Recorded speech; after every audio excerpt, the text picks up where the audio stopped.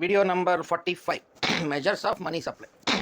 అంటే మన M1 M2 M3 M4 అని చూస్తాం. ఇవన్నీ కొంచెం కొంచెం స్ప్లిట్ చేస్తాను. వీడియోస్ మీకు ఈజీగా అర్థమవుతాయి చిన్న చిన్నగా వింటే. Money supply in India, the volume of money supply in India. Money supply అంటే ప్రజల దగ్గర, అంటే మీ దగ్గర మీ జేబులో ఉన్న డబ్బులు, నా జేబులో ఉన్న డబ్బులు అని గుర్తుపెట్టేసుకోండి. అలాగా అంబానీ చేతిలో ఉన్న డబ్బులు, చేతిలో ఉన్న డబ్బులు బ్యాంకుల్లోనో లేకపోతే ఆస్తు రూపంలో ఉన్నవి కాదు. ఇప్పుడు మీకు ఒక ఎకరం పొలం ఉండొచ్చు, మీకు ఒక ఇల్లు ఉండొచ్చు, దాని వాల్యూ ఎంత అయ్యి ఉండొచ్చు. అవన్నీ కాదు, మీ చేతిలో ఎంత డబ్బు ఉంది, ఖర్చు పెట్టే డబ్బు. That's it. అలా గుర్తుపెట్టుకోండి. మనీ సప్లై అంటే nothing but which is ready to spend అని ఒక బేసిక్గా ఒక ఫౌండేషన్ వేసేసుకోండి అక్కడ. దాన్నే ప్రజల దగ్గర ఉన్న డబ్బు అంటాం. అంటే ఖర్చు పెట్టడానికి రెడీగా ఉన్న డబ్బులు, చేతిలో ఉన్న డబ్బులు, ఇంట్లో ఉన్న డబ్బులు, క్యాష్, హార్డ్ క్యాష్. ఇంకెక్కడ ఉంటుంది హార్డ్ క్యాష్? మన ఫోన్పేలో ఉంటుంది, మన డెబిట్ కార్డులో ఉంటుంది. అంతే కదా, ఈ మూడే కదా మన దగ్గర ఉండేవి ఖర్చు పెట్టే డబ్బులు. That is the base foundation. అర్థం చేసుకోండి. ఇంకా దాని మీద మనం కాన్సెప్ట్ బిల్డ్ చేద్దాం. The supply of money with the public in India or volume of money in సర్క్యులేషన్లో ఉంటాయి. మీరు టీ తాగడానికి వెళ్ళినప్పుడు టీ కొట్టోడికి ఇస్తారు. టీ కొట్టోడు టీ పౌడర్ కొనడానికి రీటైల్ షాప్ వాడికి ఇస్తాడు, లేకపోతే పాలు ప్యాకెట్ కొనడానికి పాలు వాడికి ఇస్తాడు. మళ్ళీ టీ ప్యాకెట్ వాడు రీటైల్ వాడు హోల్సేల్కి పంపిస్తాడు డబ్బులు.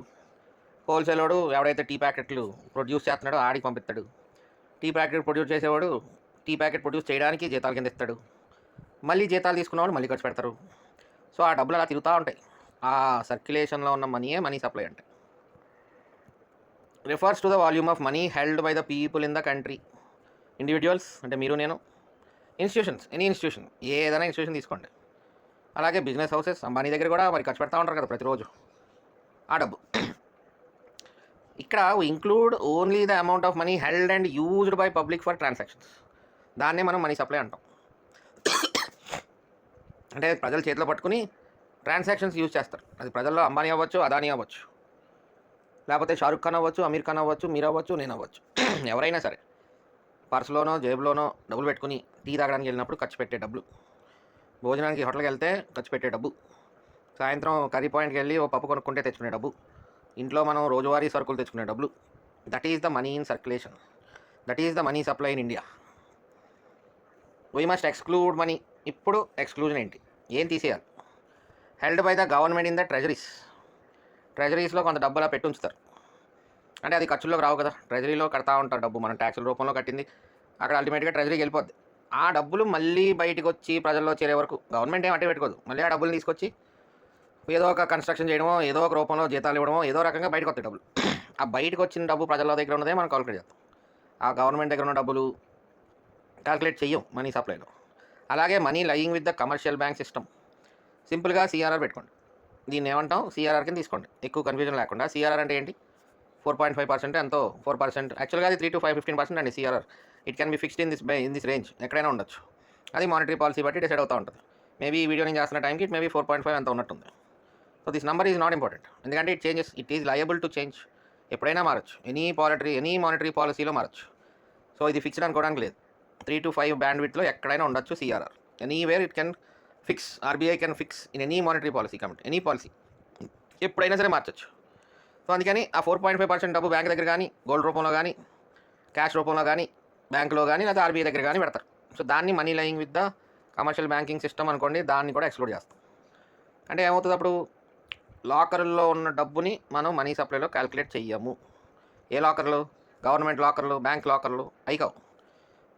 అంటే ప్రజల లాకర్లు కాదు నేను అనేది, బ్యాంక్ సిస్టంలో ఇరుక్కుపోయిన డబ్బులు, వాటిని మనం మనీ సప్లైలో క్యాల్కులేట్ చెయ్యము. Exclude. We only include money held and used by public for transactions. Got it? The quantity అంటే ఎంత of money in existence in a country at a particular time, or the supply of money in a spendable form.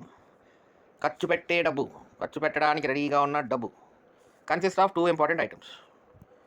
ఒకటి currency component, అంటే direct cash, మన చేతిలో ఉన్న coins, currency notes issued by the central bank which are in circulation. ఎవరిస్తారు మనకి కాయిన్లు, currency నోట్లు? Central bank ఇస్తారు. అవన్నీ మనం సర్క్యులేట్ చేస్తూ ఉంటాం మన రోజువారీ ట్రాన్సాక్షన్స్లో. ఇది ఒక component. Second component deposit component అంటాం.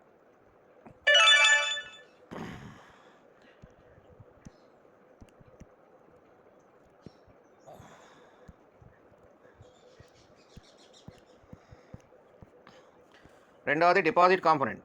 ఇక్కడ మనీ సప్లైలో డిపాజిట్ కాంపోనెంట్ అంటే నథింగ్ బట్ బ్యాంక్స్లో మనం డబ్బులు వేసుకుంటాం సేవింగ్స్ అకౌంట్లో. దాన్ని ఎలా ఖర్చు పెడతాం? బ్యాంక్ చెక్కుల ద్వారా ఖర్చు పెట్టే డబ్బే కదా. ఏటీఎం కార్డ్స్ ద్వారా, ఫోన్పే ద్వారా ఖర్చు పెడతాం. That is the spendable amount. అందుకని డిపాజిట్ కాంపోనెంట్ అంటారు దీన్ని. అంటే దాన్ని కూడా మనం క్యాలిక్యులేట్ చేయాలి. అంటే something like demand deposits, DD. Demand deposits అంటారు. బ్యాంక్ సేవింగ్స్ అకౌంట్లో ఉన్న సేవింగ్స్ అకౌంట్ అంటాం కదా, మన మన బ్యాంక్స్ అకౌంట్స్ సేవింగ్స్ అకౌంట్ అంటాం. అందులో ఉండే డిపాజిట్స్ డిమాండ్ డిపాజిట్స్ అనాలి. ఎందుకంటే whenever you demand, that amount has to be given to you by the bank. You are demanding through ATM card, you are demanding through PhonePe, you are demanding through bank cheques. So అవి included in money supply. Currency is also as usual included in money supply. ఇది ఖర్చు పెట్టే డబ్బు. Now అది బేసిక్గా understand చేసుకుంటే ఇప్పుడు మనం మెజర్స్ ఆఫ్ మనీ సప్లైలోకి వస్తాం. అంటే money aggregates in India. Actually RBI calculates money supply through 4 concepts. RBI calculate చేస్తుంది 4 కాన్సెప్ట్స్ ద్వారా. These are known as money stock measures or measures of monetary aggregates. ఏదన్నా ఒకటే, మనీ స్టాక్ మెజర్స్ అన్నా, monetary aggregates అన్నా, measures of monetary aggregates అన్నా, అన్నీ కూడా measures of money supply. అన్నీ ఒకదాని గురించి మాట్లాడుతున్నాం. The 4 concepts of money supply are M1, M2, M3, M4. ఇప్పుడు M1 అంటే ఏంటి? M1 అంటే అచ్చంగా currency with the public, coins, currency notes, plus demand deposits of public చెప్పాను కదా ఇప్పుడే. ఇంకొకటి అదర్ డిపాజిట్స్ విత్ ఆర్బీఐ అంటారు. జనరల్గా అందరి క్యాండిడేట్లకి ఇక్కడ డౌట్ వస్తుంది, అదర్ డిపాజిట్స్ విత్ ఆర్బీఐ ఏంటి అంటారు. ఆర్బీఐ అనేది కూడా ఒక బ్యాంకే for working people working in dum bank. ఇప్పుడు ఆర్బీఐలో పనిచేసేవాళ్ళు మళ్ళీ ఇంకో బ్యాంక్ వాడరు, వాళ్ళకి RBI bank. At the same time పాత గవర్నర్లకి ఒక ఫెసిలిటీ, రాయల్ ఫెసిలిటీ అనమాట.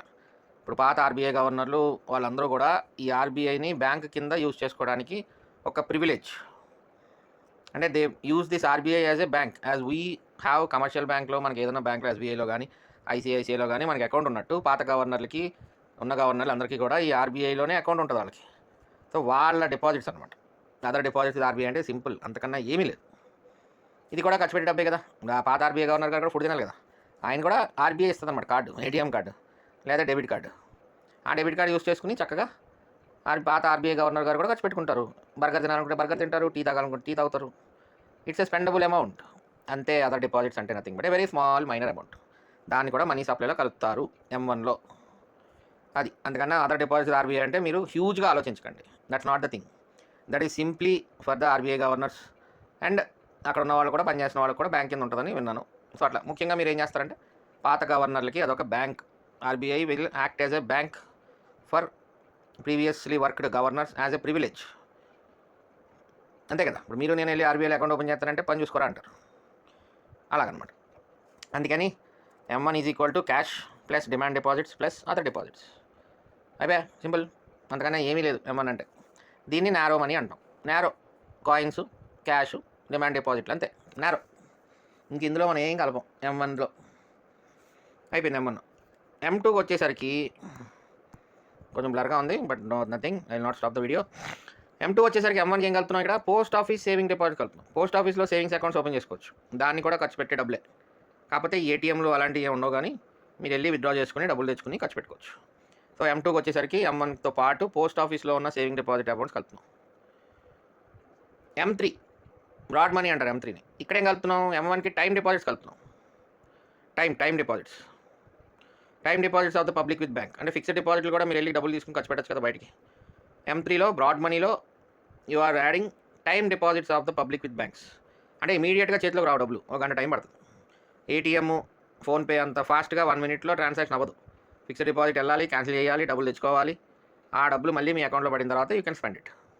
So M3 is equal to M1 plus time deposits of the public with banks and M3 is called broad money. ఇంకా ఫైనల్గా M4కి ఏం కలుపుతున్నాం? M3కి టోటల్ పోస్ట్ ఆఫీస్ డిపాజిట్స్. అంటే ఇంతకుముందు ఏం కలిపాం?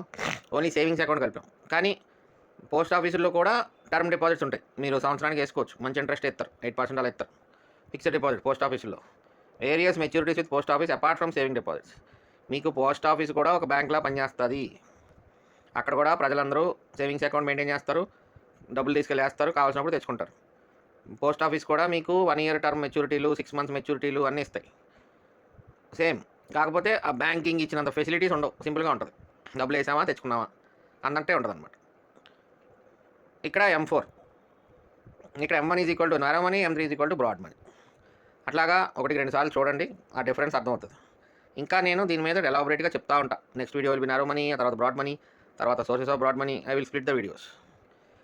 ఇక్కడ ఫైనల్గా M1 అనేది మీకు అర్థమయ్యే ఉంటుంది, represents the most liquid form. అంతే కదా, క్యాష్ ఉంది చేతిలో లిక్విడ్, ఏటీఎం కార్డు ఉంది లిక్విడ్, డైరెక్ట్ కొనేసుకోవచ్చు, ఫోన్పే లిక్విడ్, చెక్ కూడా ఇంచుమించు మీకు ట్రాన్సాక్షన్ జరుగుతుంది కదా. ఇప్పుడు మీకు చెక్ ఇస్తారంటే you will get the amount. బేసికల్గా 2-3 రోజులు పడుతుంది అనేది ఏం లేదు. ఇప్పుడు అంతా కంప్యూటరైజేషన్ ఎక్కువైపోయే కొద్దీ ఈవినింగ్ అలా చెక్ క్లియర్ అయిపోతున్నాయి క్లియరింగ్ హౌసెస్. సో అది పెద్ద ఇంకా ఆల్మోస్ట్ చెక్ కూడా లిక్విడ్ ఫామ్లోకి వచ్చేసినట్టే, జస్ట్ లైక్ అన్ ఏటీఎం. ఈ సందర్భంగా that is M1 most liquid. అక్కడి నుంచి ప్రొసీడ్ అయ్యామనుకోండి M1 నుంచి M4కి, లిక్విడిటీ గెట్స్ రెడ్యూస్డ్, తగ్గుతూ ఉంటుంది. M4 possess the lowest liquidity కదా, ఎందుకంటే M1 రెడీ, M2 అంటే పోస్ట్ ఆఫీస్కి వెళ్ళి డబ్బులు తెచ్చుకోవాలి. లిక్విడిటీ కొంచెం పెరిగింది కదా, తగ్గిపోయింది, అంటే not so liquid. M3 time deposits, bank వెళ్ళాలి, ఫామ్ ఇవ్వాలి, క్యాన్సిల్ చేయాలి, డబ్బులు తీసుకోవాలి, అప్పుడు డబ్బులు బయటకు వస్తాయి, ఇంకా టైం పడుతుంది. బ్యాంక్లో పోస్ట్ ఆఫీస్ సేవింగ్ అకౌంట్ అంటే జస్ట్ లైక్ ఏ బ్యాంకే కాబట్టి, but you have to go there, take the amount and come back and spend. Time deposits అయితే ఇంట్లో సూట్ కేసులో బాండ్ ఉంటుంది, ఆ బాండ్ తీసుకెళ్ళి బ్యాంక్ ఇవ్వాలి, బ్యాంక్ కూడా ఒక గంట సేపు మొత్తం కంప్యూటర్లో అంతా క్యాలిక్యులేట్ చేసి బాబు మీకు ఎంత వస్తుందని చెప్తాడు, ఆ డబ్బులు మళ్ళీ అకౌంట్లో వేయాలి, అప్పుడు ఖర్చు పెట్టాలి. సో లిక్విడిటీ తగ్గిపోయింది కదా బాగా, ఇట్ టేక్స్ టైం. ఇంకా M4కి వచ్చేసరికి మొత్తం పోస్ట్ ఆఫీస్ డిపాజిట్స్ పెడతారు కాబట్టి సేమ్, పోస్ట్ ఆఫీస్కి వెళ్ళాలి, బాండ్ బ్రేక్ చేయాలి, బాండ్ బ్రేక్ అయిన తర్వాత డబ్బులు మీ చేతికి ఇవ్వాలి, మీరు ఇంటికి వచ్చి ఖర్చు పెట్టాలి. సో ఇంకా తగ్గిందనమాట. అలాగా liquidity gets reduced. So this is the basic video of M1, M2, M3, M4. Now next video I will be discussing about narrow money in కొంచెం డీటెయిల్గా.